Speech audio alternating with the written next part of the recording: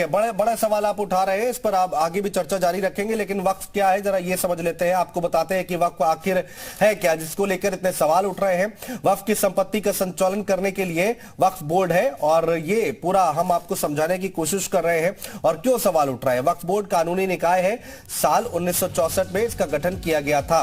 वक्फ board स्थानीय और राज्य स्तर पर बने हुए हैं। तो ये जरा समझिए आप, यूपी बिहार में शिया और सुन्नी वक्फ बोर्ड भी है, और उसी को लेकर सवाल मोहसिन रजा उठा रहे हैं। और राज्य स्तर पर वक्फ बोर्ड के पास संपत्ति का रख रखाव है। ये पूरा अब जो चिट्ठी लिखी गई है ये इसी के इर्द गिर्द है कि आखिर यहाँ पर गड़बड़ियां हो रही हैं। जो पिछड़े लोग हैं, पसमानदा समाज है, उनको फायदा नहीं मिल रहा है। महत्वपूर्ण बात उन्होंने बोली है कि अतिक्रमण जो हो रहा था वक्फ संपत्तियों पर वो और भी ज्यादा बढ़ गया है। तो इसी पर आज हम चर्चा कर रहे हैं। शमशी आजाद जी, देखिए यहाँ पर तो अब आप कैसे इसको जस्टिफाई करेंगे मोहसिन? ये भाई अपना खुद का सुपरमार्केट बना के महीने का 10 लाख कमा रहे हैं। हाँ, सिर्फ पैसे वाले नहीं, आप भी कर सकते हैं। फ्रीडम ऐप को अभी डाउनलोड कीजिए। रजा पिछले 5 साल कुछ नहीं कर रहे थे, नकवी साहब ने बोला, और हैं आप ही के नेता। अब वो एक बार फिर से आवाज उठा रहे हैं, उंगली उठा रहे हैं, तो इसको जस्टिफाई कैसे करेंगे अब आप? अनुज जी, मैंने पहले ही कहा, मैंने देखिए पहले ही कहा कि अभी उन्होंने एक मांग रखी है। नेता है, हमारे पुराने नेता है, सीनियर नेता है, पूर्व मंत्री भी रह चुके हैं, तो उन्होंने मांग रखी है। उनको कहीं से लगा होगा कि वह बोर्ड में कहीं पर बहुत बड़ा उत्तर प्रदेश है, वह बोर्ड जो है बहुत बड़ा है, छोटा सा वह बोर्ड भी नहीं, बहुत बड़ा वह बोर्ड है। इसीलिए बोर्ड का गठन किया गया है कि सारी संपत्तियों की जो है वो देखभाल कर सके। उसके मेंबर बनाए गए, उसका बाकायदा ऑफिस है, इंदिरा भवन में पूरी तरीके से संचालित किया जाता है वहां पर। लेकिन उनको कहीं से लगा होगा, कोई शिकायत हुई होगी, तभी उन्होंने इस तरीके की बात उठाई है। और सरकार इस पर जो है बहुत पूरी तरीके से गंभीर है, क्योंकि इसके पहले वक्फ का सर्वे भी सरकार ने कराया और पूरी तरीके से बताया कि हिंदुस्तान में सबसे ज्यादा दूसरे नंबर पर अगर किसी के पास प्रॉपर्टी है, लैंड है, तो वो वक्फ बोर्ड के पास है। तो उस पर भी सरकार लगातार काम करे कि ऐसे बोर्ड ऐसी जगहों पर जहां पर लोगों ने कब्जा कर रखा, उसको कब्जे को खाली कराकर सरकार उस पर कुछ अपना स्कूल, हॉस्पिटल, मदरसा, ऐसी चीजें स्थापित करने का काम करे, विकास का काम करे। यही लगातार हो रहा है उत्तर प्रदेश सरकार में। जब से योगी सरकार बनी है, मुसलमानों के जो भी हक हुकूक की बात है लगातार उस पर काम किया जा रहा है। मोहसिन रजा जी को कुछ आपत्ति हुई है तो यकीनन उसकी जांच की जाएगी। ठीक है, फखरुल हसन चांद जी, तो उसके खिलाफ कार्रवाई भी की जाएगी। हसन साहब, देखिए यहाँ पर बीजेपी के नेता कह रहे हैं कि भाई इसको गंभीरता से लिया जाएगा, अगर कहीं कमी बेसी है तो उसको देखा जाएगा। अल्पसंख्यकों के लिए सरकार काम कर रही है, और ये मोहसिन रजा का व्यक्तिगत बयान भी हो सकता है।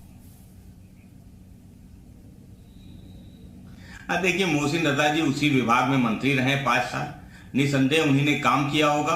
और कहीं ना कहीं जब पिछले कुछ समय से उत्तर प्रदेश सरकार चल रही है, और जिस तरीके से बोर्ड चल रहा है या जिस तरीके से मंत्रालय चल रहा है, उसके कामकाज को लेके निसंदेह कुछ सवाल रहे होंगे। क्योंकि मोहसिन रजा जी सीनियर लीडर हैं भारतीय जनता पार्टी के और मंत्री रहे, तो मैं समझता हूँ उनके जो आरोप हैं उनको ये कह देना कि उनकी व्यक्तिगत राय है। तो जो व्यक्ति उसी मंत्रालय में उसी विभाग को देखता था, उसके आरोप को आप व्यक्तिगत या उसे आप हल्के तौर पर नहीं ले सकते। मैं समझता हूं मोहसिन रजा जी ने जो बात कही है वो गंभीर विषय है, और ये विषय ये बताने के लिए काफी कि भारतीय जनता पार्टी की सरकार में सब कुछ ठीक नहीं है, सब कुछ पारदर्शी नहीं है। भ्रष्टाचार भारतीय जनता पार्टी की सरकार में जड़ तक फैल गया है, जिसका खुलासा मोहसिन रजा जी कर रहे हैं। और निसंदेह जब भी इसकी जांच होगी तो कहीं ना कहीं जो लोग इसमें दोषी हैं वो सामने आएंगे। और मोहसिन रजा जी के जो आरोप हैं, हम समाजवादी इस बात को महसूस करते आए हैं, हमेशा से इस बात को कहते भी आए हैं। हमें लगता है कि उनके आरोपों में दम है, और वो जो बात कह रहे हैं उसकी जांच जरूर करानी चाहिए। जफर नकवी जी कह रहे हैं कि अब पसमानदा समाज के लिए, पिछड़े अल्पसंख्यकों के लिए इतना काम सरकार कर रही है। हसन साहब, सरकार की तरफ से काम किया जा रहा है, अब उनको दिक्कत कहां हो रही है? नहीं, फखरुल हसन साहब भ्रष्टाचार की बात करें, ये उसी पार्टी के हैं जहां पर भ्रष्टाचार की फैक्ट्री लगी हुई है, जहां पर भ्रष्टाचारी पैदा किए जाते थे। और आपने देखा कि जब से भारतीय जनता पार्टी की सरकार बनी है, इनकी पार्टी के सारे नेता एक एक करके लगातार जेल की सलाखों के पीछे चले जा रहे हैं। और ये भ्रष्टाचार का आरोप लगा रहे हैं। अरे कुछ साफ बात करिए। आपको अपना शायद शासन याद नहीं कि जब जिस तरीके से वक्फ की जो है लूटमार मची रहती थी, लगातार 2-2 बार आपके यहाँ प्रशासक बैठाला गया, 5 साल में 2 बार प्रशासक बैठाला गया, उसके बाद भी आप बोर्ड की हालत नहीं सुधार पाए। हमारे यहाँ तो कम से कम ये है कि हमारे मंत्री को, पूर्व मंत्री को अगर कोई कमी लगी है तो उसने आवाज उठाई, सबके सामने, जनता के सामने आकर आवाज उठाई है, चिट्ठी लिखकर मुख्यमंत्री को संबोधित किया है कि मुख्यमंत्री इस पर जांच कराएं। तो ये तो अच्छी बात है, पारदर्शिता की बात इसको हसन साहब जवाब लें। न कि समाजवादी पार्टी के शासन की बात काउंटर कर लीजिए। न कि समाजवादी पार्टी के शासन की बात अगर की जाए तो जहां सिर्फ लूट और पाट हुआ करती थी। मेरी बात का ये तो खुद ही नहीं बोल लीजिए, पहले फिर बात करेंगे। कर लिया उन्होंने, फिनिश कर लिया, बोलिए। ये खुद ही सवाल कर रहे हैं, खुद ही जब ये खुद ही सवाल कर रहे हैं, खुद ही जवाब दे रहे हैं। ये कह रहे समाजवादी पार्टी की सरकार में 2 बार प्रशासक बैठाया गया, तो हमने अगर कहीं कमी देखी थी तो बैठाया था। आप तो बैठाने से मना कर रहे हो। आपको तो लग रहा है कि भ्रष्टाचार जो हो रहा है उस पर आग बंद कर लेनी किया गया है। अगर मना कहाँ किया गया है? अभी तो उन्होंने मुख्यमंत्री को लिखा है, जांच होगी, उसके बाद तय होगा कि बैठाया जाएगा कि नहीं बैठाया जाएगा।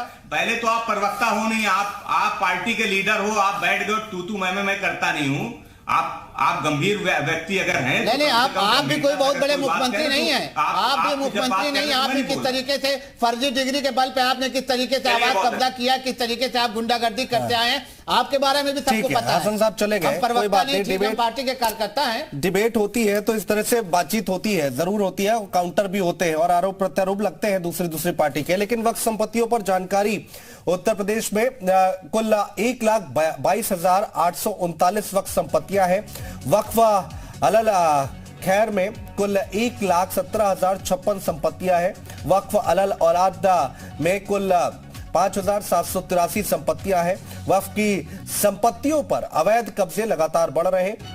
वक्फ संपत्तियों से कब्जा हटाने के लिए प्रावधान है और वक्फ अधिनियम की धारा 54 और 55 में खास व्यवस्था की गई है। तो नियम और कानून क्या कहते हैं वो हम आपको बताने की कोशिश कर रहे हैं। जो वक्फ की संपत्तियां हैं, अगर उस पर अतिक्रमण होता है तो उसको लेकर अब उस पर कानून है और उस पर कार्रवाई होती है। ये भाई अपना खुद का सुपरमार्केट बना के महीने का 10 लाख कमा रहे हैं। हाँ, सिर्फ पैसे वाले नहीं, आप भी कर सकते हैं। फ्रीडम ऐप को अभी डाउनलोड कीजिए।